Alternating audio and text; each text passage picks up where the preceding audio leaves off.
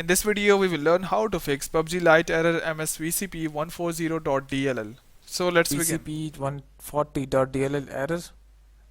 We have to just go and download two official Microsoft products and install them and hope the problem will be solved. For that, just go in the description, there will be a link first to this page, that is microsoft.com/in, and that will help us to download Microsoft Visual C++ 2015 redistributable update 3RC.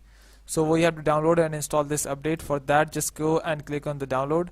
In here you can just go and download the 64-bit or 32-bit system. To check your system, just go and right click on this PC, click on properties. In here you can see under the system type, here I have 64-bit operating system. You can just check yours.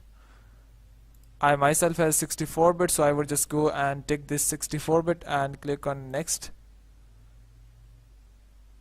and the download will start in moments. When the download is finished, I will be back. So the download is finished, just go and double click it to open it. I agree, install it, click on yes, and installation is complete. Now I have to go and download the second piece of software.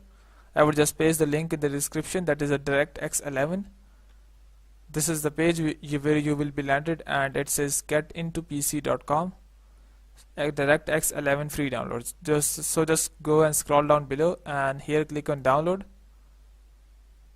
It will take some time and the download will start in few moments.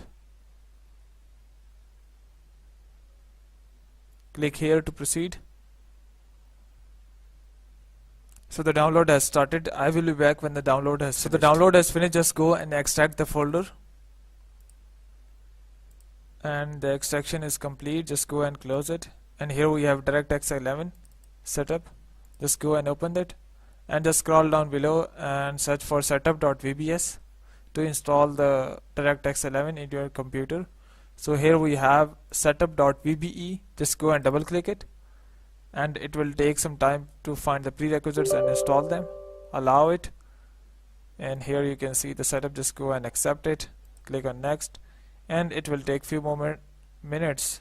And if it's asked for .NET Framework 3.5, just go and download, click on download and install this feature, and it would automatically search for files online and download them and install them as required.